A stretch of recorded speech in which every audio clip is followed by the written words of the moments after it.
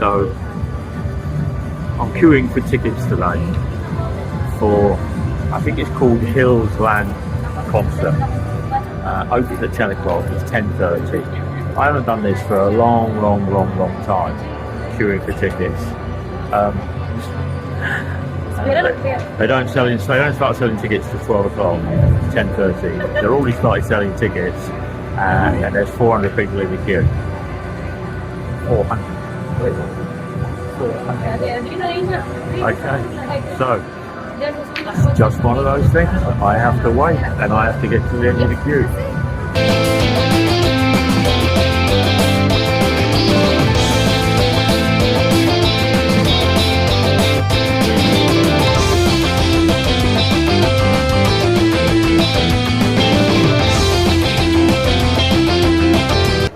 1 hour. 1 hour. I think I'm halfway there. What do you reckon? That's the queue.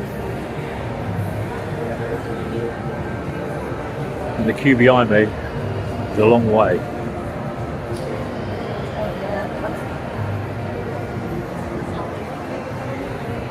There we go. Hopefully they have the tickets I'm looking for. Most expensive ticket here is $50. The next one is $40. The next one is $20. And the one after that, standing room, $10. No money in the Philippines? They have money. Well, there we go. 2 Hillsong tickets, $50 each. There we go. The queue is on the left hand side. Yeah. I've been here an hour and 20 minutes to get the 2 tickets. And what is Hillsong? Well, it's religious and faith songs, and they're based in London. London. Okay, not to worry. Okay, let's see what Annie says about getting these tickets. Let's see if we can have some fun. Friday. It's Friday. Okay, beginning of the week, they put this down, and now we've got this bit, the drains, and they're trying to marry that bit of road to the road behind that black car. It's about 8-foot difference between where this drain is going and that drain. They might have to go at an angle like that. Yeah. Life. The turbulent life of living in the Philippines. Retired. Okay. Hello. How are you doing? Oh, look at that. Close up. Close up. Oh. So, got the tickets. Having a cup of coffee. Having my San Pellegrino. Thinking about where I'm going to eat today. Yeah. It's 1 o'clock. And I'm having a lazy day. That's what I'm going to be doing. A lazy day today. Anyway. Life goes on in the Philippines. Life goes on. So, I was watching a vlog last night, and I was watching some other bits and pieces talking about how prices are going up in the Philippines, and it's costing more to live here. Well, I don't know. There are some people on Dumaguete that turn around and say that it's costing them more to live. They used to live on $1,500, now they're living on $2,000 a month.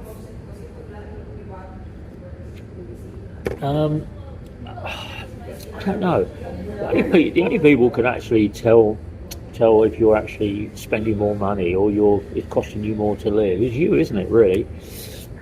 I don't know, do you turn around and have an affluent lifestyle?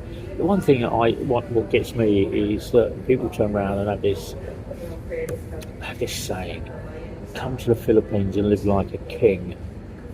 Well, I wouldn't like to live like King Charles. I definitely wouldn't like to live like Queen Victoria or Queen Elizabeth. I definitely wouldn't like to live like a king. I'm happy with my lifestyle. I'm happy with what I do in the Philippines. I don't live crazily. I don't live austere. I don't live in the gutter, poor. I was looking at my electricity bill last night. My electricity bill kilowatt per hour, it's been the same for the last 8 months. Okay, it goes between 9.3 and 10.8 pesos a kilowatt. It has done for a couple of years now. It goes up and down between that. So yeah, you're paying a few pesos more, but if you don't want to turn around and spend a lot on electricity, don't crank up your AC. Use your fan. If you worry about your electricity bill on your fan, then don't have the fan, just sit there. Yeah, watch all that water soak through your head and run down your body and sit in a puddle of sweat. You've got to be comfortable with life. You've got to be comfortable.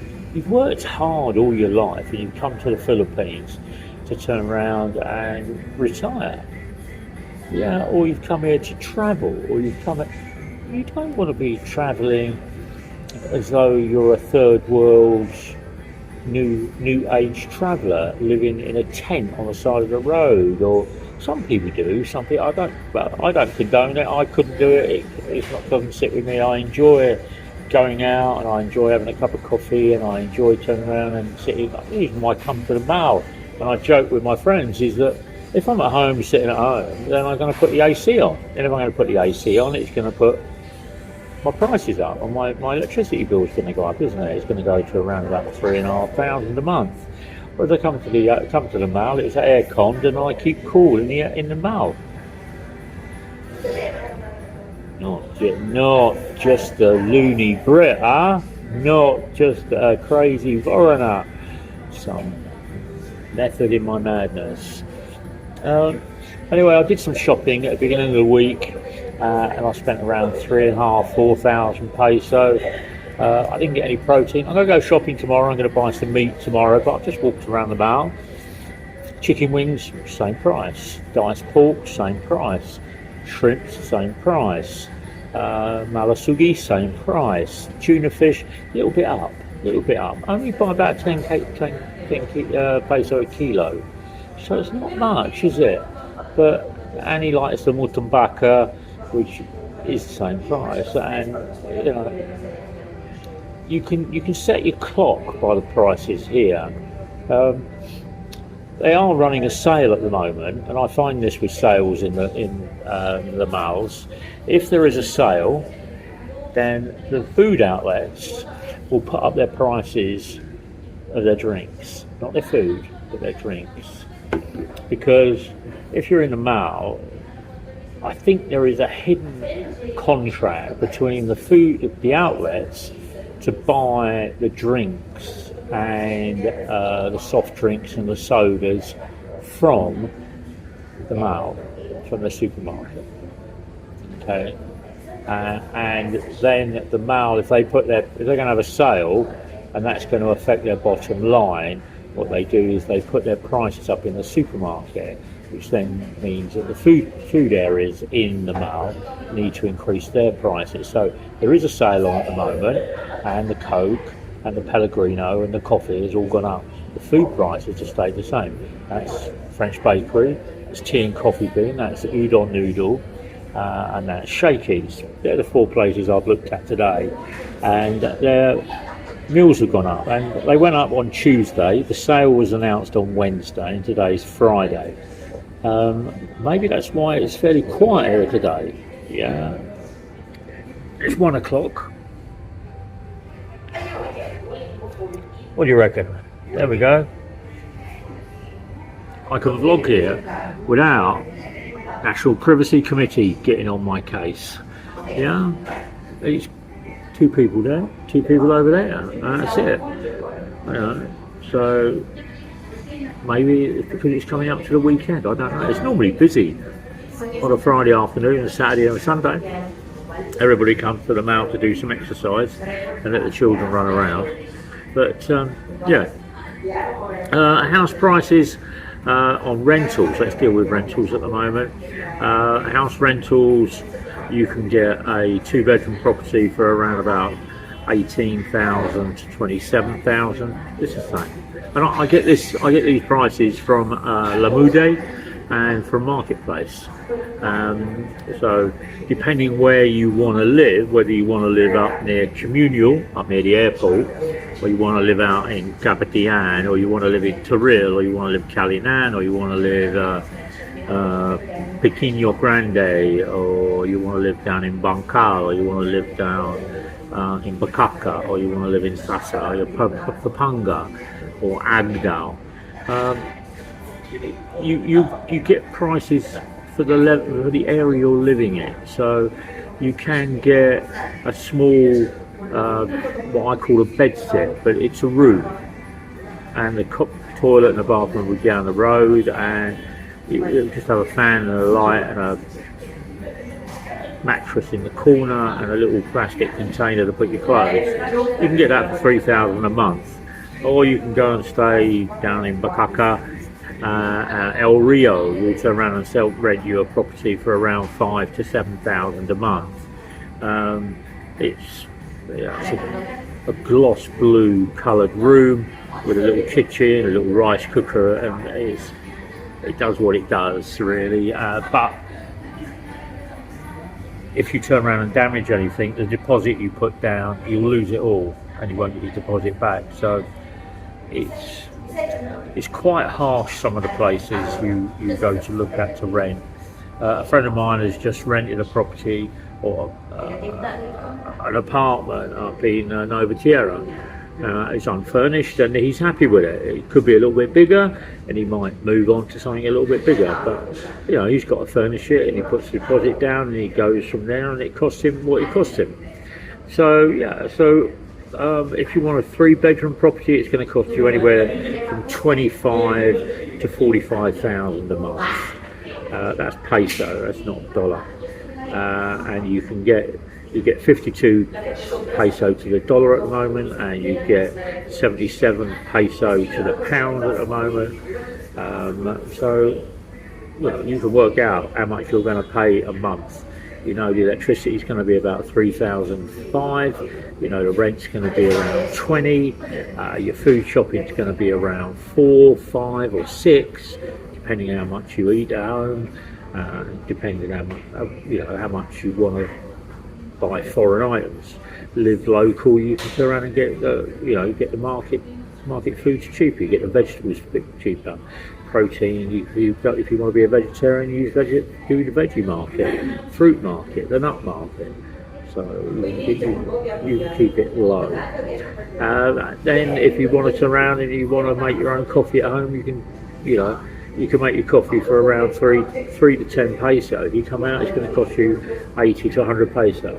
You like drinking beer, you can go down to local Sari, put a deposit on a bottle and buy the beer for around 55, 60 peso. If you go out and you drink in a hotel, it's going to cost you 150 peso. If you go and drink at one of the local bars, it'll cost you between 90 and 100 peso. So these are, it's been like this, fairly stable. What has changed is the exchange rate. And that's where I think people are finding it a little bit hard at the moment. When the exchange rate, you get less dollars, you get less peso to the dollar, and you get less peso to certain other currencies at the moment. But you can live with that, great. But these won't earn more than 20,000 peso a month. So that 20,000 has to find them accommodation, travel, food, going out, looking after the family. So it is hard the other day about something, and I got the wrong end of the conversation. They were talking to me about lasso, and I was like, lasso, like, what's that thing? That's what you use to turn around and capture animals. You know, you've got a rope and you swing it around your head and you lasso an animal. I don't know. What they were talking about was the last two, and it's a gambling